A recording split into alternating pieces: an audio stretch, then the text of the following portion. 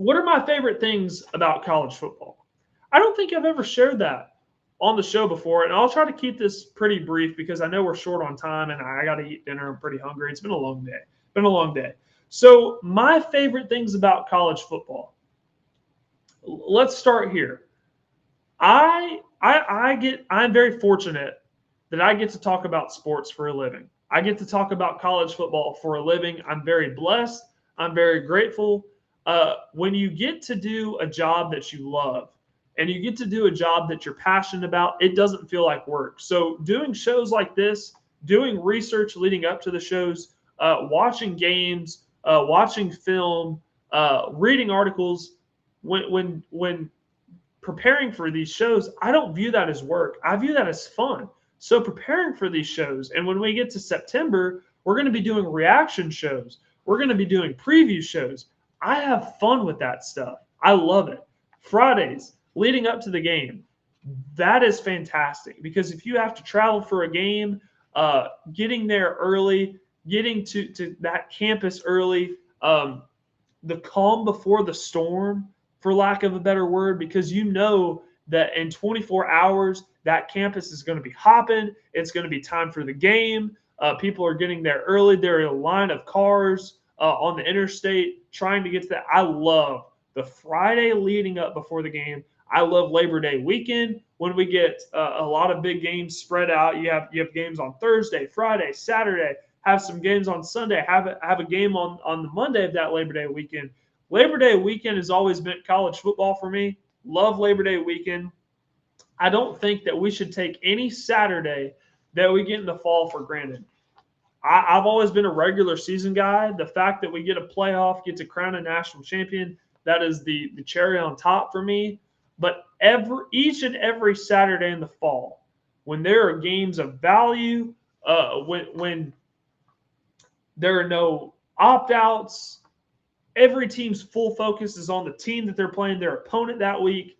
Saturdays in the fall, there's nothing better. There's nothing better than Saturdays in the fall. I love the full stadiums. I love the chants, the tradition, the pageantry, the colors of the different teams, the smells when you're tailgating, right? The when you're grilling. I love all of that. One of my favorite things about college football is how tribal it is. Meaning, if if you're a fan of let's say the Georgia Bulldogs, right? You say I am a Bulldog, right? If you go to the NFL and let's say you're a fan of the Denver Broncos, you don't necessarily say I am a Bronco, right? You just say I'm a fan of the Denver Broncos. But with college football is very tribal. And I don't believe there are many sports, if any, like that.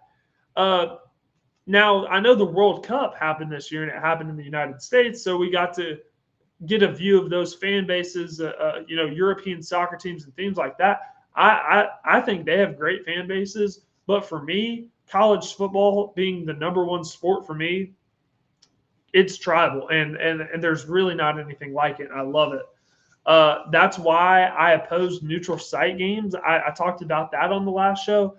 I think if you have a college football game played between two teams, you shouldn't try to sanitize it by playing in Mercedes-Benz Stadium. You shouldn't try to sanitize it by playing in Arlington, Texas, right? If a college football team has a stadium on campus, you go and you play that game there because you're going to get a crowd at full throat. You're going to get all the things that I just talked about, those chants, the colors, the smells, the the pageantry, the traditions. They're all there. And you don't necessarily get it to that full effect. You may get it a little bit, but it's sanitized, it's boiled down, it's dumbed down. That's why I'm in favor of playing games on campus, not playing games on neutral sites. Uh, and when I get the NFL, they're playing more games overseas than they ever have, and for whatever reason, the people that are making these decisions in college football trying to play overseas, like for example, TCU and North Carolina playing in Dublin, Ireland this year, I don't believe that's how you expand college football. I don't believe that's how you grow the game. How you grow the game is taking somebody from Scotland, bringing them to the United States, and walking them into a game at Auburn on a Saturday in the Iron Bowl or something like that. We did see a small example of that this summer. Do you remember Freddie, the guy that went viral on Twitter this year, came over from Germany for the World Cup, came to the United States for, I think it was the first time in his life, and he got to experience all the things that make America great. One of those things was he went to an exhibition at Auburn, and they did some of the chants. They had some of the traditions that they do in a football game at that soccer exhibition. Now, it wasn't a football game, but Freddie and others that were there for the first time got to kind of experience a little bit of that. And now they're talking about they want to come back over to experience college football firsthand. I believe that's how you grow the sport. I believe that's how you grow the game.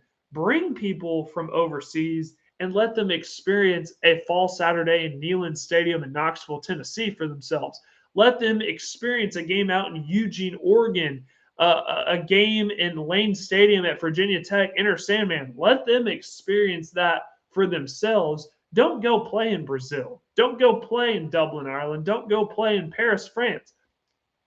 Play the games on campus and let others experience it. That's how I believe that you grow the sport of college football. And those are some of the things that I love about college football. That's why we do this show year round, because I love it with every fiber of my being. And I hope you can tell that in my voice.